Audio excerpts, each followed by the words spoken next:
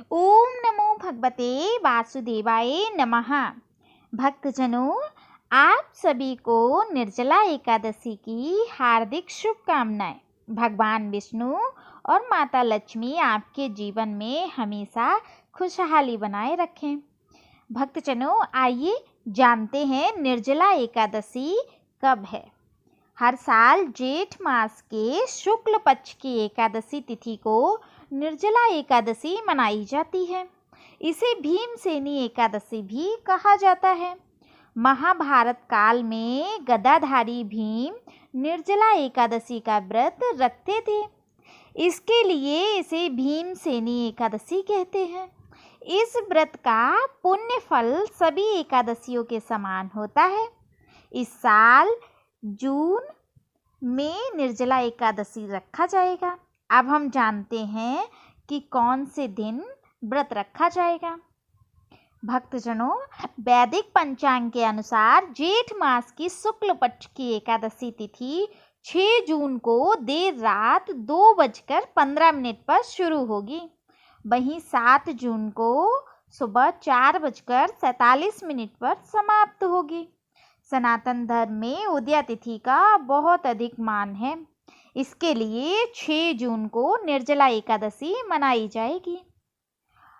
भक्तजनों, अब हम जानते हैं कि एकादशी के व्रत में हमें किस प्रकार श्री हरि की पूजा अर्चना करनी है, कैसे हमें संध्या काल में जागरण करना है और कैसे हमें एकादशी का पारण करना है।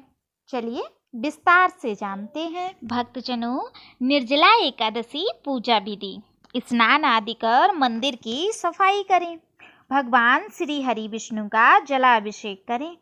प्रभु के पंचामृत सहित गंगा जल से अभिषेक करें। विष्णु भगवान को पीला चंदन और पीले पुष्प अर्पित करें। मंदिर में घी का दीपक प्रज्वलित करें। संभव हो तो व्रत रखें और व्रत लेने का संकल्प करें। निर्जला एकादशी का जो व्रत रखती हैं स्त्रियां, वो व्रत कथा का पाठ करें। ओम नमो भगवते वासुदेवाय मंत्र का 108 बार हो सके तो जाप जरूर करें। पूरी श्रद्धा के साथ भगवान श्री हरि और लक्ष्मी जी की आरती करें। विष्णु जी को तुलसी सहित भोग लगाएं।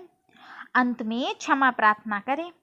भक्तजनों, अब हम जानेंगे एकादशी के बाद पारण हमें कब करना है। जाने पूजन व व्रत पारण का शुभ मुहूर्त।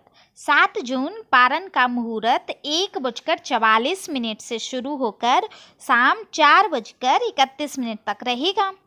पारण तिथि के दिन हरिवासर समाप्त होने के समय जो है वो है 11:25 सुबह के समय। 8 जून को वैष्णव एकादशी के लिए पारण का शुभ मुहूर्त सुबह 5:23 से 7:17 तक रहेगा। ऐसे में अगर आप श्री हरि की पूजा अर्चना करने के बाद श्री हरि के मंदिर जाकर सेवा और वहाँ पर दान करना चाहें तो अति लाभकारी होगा। शाम के समय संध्या काल में माता लक्ष्मी के निमित्त एक घी का दीपक मुख्य दरवाजे पर अवश्य लगाएं।